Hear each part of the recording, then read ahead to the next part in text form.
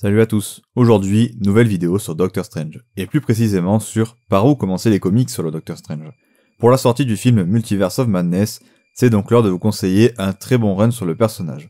Écrit par Donny Cates, un auteur absolument incroyable qui réalise un taf fantastique du côté de chez Marvel depuis quelques années, aujourd'hui on parle de Doctor Strange, Damnation.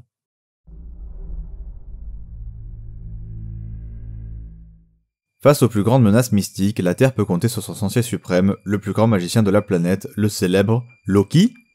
Depuis quand le dieu de la malice a-t-il pris la place du Docteur Strange? Où est passé Steven? C'est le début d'une saga épique qui verra également le bon Docteur tenter de sauver Las Vegas, ravagé par les événements de Secret Empire.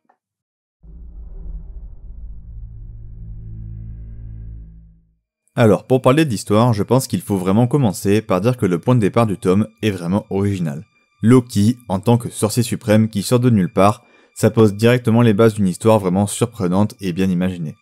Le début donc avec Loki est je trouve pas mal, mais c'est clairement pas la meilleure partie de l'histoire. C'est le début d'une intrigue sympa avec son lot de surprises vraiment cool, de l'action plutôt sympathique aussi, de l'humour présent, mais c'est surtout une intrigue qui sert de préquel à Damnation, la grosse partie de l'histoire qui suit. Et clairement, quand la suite s'enclenche et l'événement Damnation arrive donc, eh bien franchement, c'est excellent. Tout d'abord, on a un scénario vraiment original et hyper cool. Honnêtement, c'est vraiment inventif et utilise à merveille l'univers magique de chez Marvel pour créer une histoire atypique et vraiment intéressante pour le coup, avec un personnage pas forcément très exploité du côté de chez Marvel, que ce soit dans le MCU ou en comics, car les personnages principaux de l'histoire, à part Doctor Strange évidemment, ceux autour de qui tourne l'histoire sont les Ghost Rider et Mephisto et tout le lore de l'enfer qui va avec. Un concept vraiment excellent, très bien exploité dans une histoire qui a un rythme ultra bien maîtrisé, qui laisse peu de temps au dialogue, mais vu qu'ils font mouche très souvent, bah du coup ça fonctionne. Le récit est donc équilibré malgré la présence de scènes d'action quasi tout le temps, et ça, bah ça reste une des forces de Donny Cates. Donc on a des excellents dialogues, de l'excellente action, on a là un cocktail des plus intéressants pour poser les bases du récit. Mais c'est loin d'être tout. Il y a une utilisation hyper intelligente des histoires récentes sur Doctor Strange, sans pour autant trop en faire pour rester abordable finalement. Ce qui en fait un excellent récit pour débuter les comics sur le Doctor Strange du coup. En plus de ça, on a plein de méchants iconiques de Doctor Strange qui sont présents, ce qui permet de les connaître et de les aborder d'une excellente manière. Et bien sûr, on a le droit à des combats épiques pour chaque méchant, ce qui fait vraiment plaisir. Et ils sont même plutôt violents pour certains. Donny Cates est connu pour parsemer ses récits de moments ultra cool qu'on pourrait clairement qualifier de fanservice.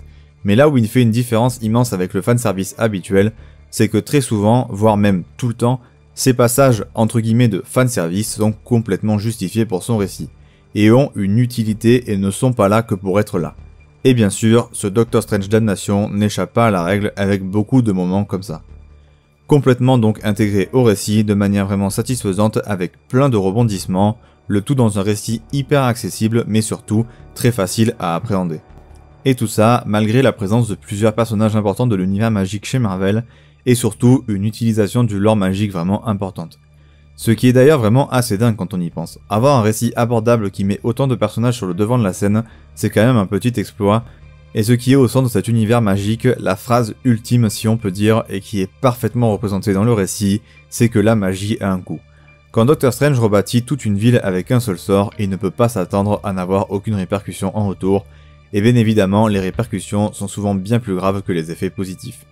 Et ces effets négatifs sont rassemblés par Mephisto, et donc toute l'histoire tourne autour de Mephisto et des Ghost Rider, et elle est vraiment excellente, avec une utilisation et un développement du lore de l'enfer qui est vraiment très cool, et avec une histoire qui se passe donc à plusieurs endroits à la fois, mais avec toujours une ligne de mire, une narration hyper satisfaisante et fluide pour rendre le récit agréable à lire.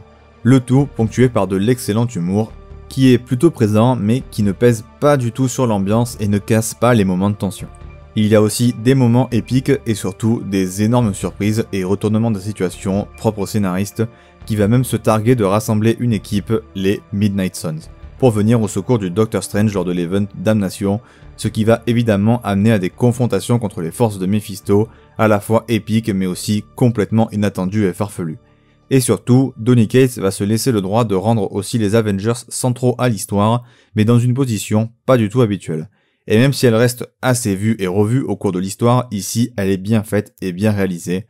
En bref, on est vraiment sur un excellent récit qui exploitent vraiment parfaitement, notamment les Midnight Suns, et du coup je vais en parler dans la partie personnages.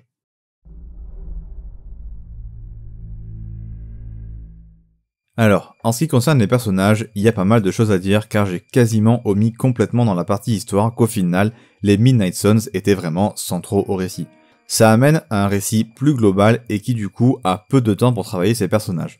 Mais malgré tout, il reste vraiment intéressant et plutôt bien travaillé, parce que le talent d'écriture de Donny Cates n'est plus à prouver.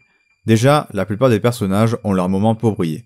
Évidemment, ils ne sont pas là pour évoluer de manière drastique, mais plutôt pour instaurer un nouveau statu quo magique et représenter une sorte de force de frappe, pas du tout bien organisée, mais très puissante pour faire face à une énorme menace.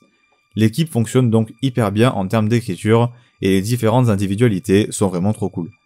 Donny Cates s'appuie beaucoup sur le fait que c'est tous des personnages déjà établis dans l'univers Marvel et que donc la majorité des lecteurs les connaissent déjà un peu. Et donc juste assez pour ne pas avoir à tous les présenter un par un.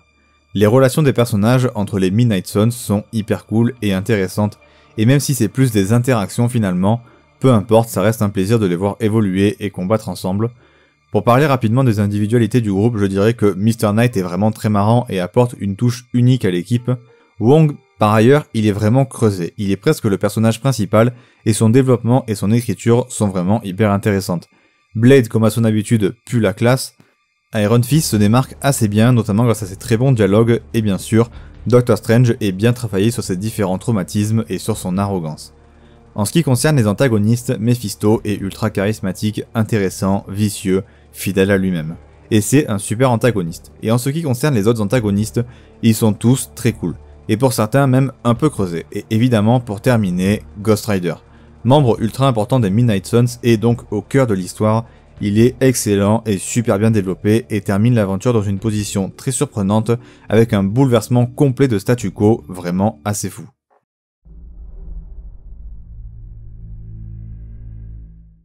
Alors pour le dessin, la première chose à dire, c'est qu'ils sont vraiment très bons, avec une ambiance vraiment parfaite. Des couleurs assez particulières pour coller à l'ambiance assez sombre mais surtout très chaude du récit. On a une excellente mise en page avec les fameux moments surprenants super bien amenés, notamment au travers d'un découpage excellent et qui accompagne parfaitement le récit. Les dessins se servent également très bien de l'histoire pour être impressionnants, notamment grâce au fait que chaque méchant est amené petit à petit pour une apparition explosive qui met donc en valeur les dessins. Et pour finir, il y a une iconisation de manière globale des personnages et des méchants, vraiment très intéressante qui rend le récit plutôt marquant dans l'ensemble, avec surtout les Midnight Suns vraiment super bien dessinés et leurs interactions entre eux sont hyper intéressantes à voir visuellement.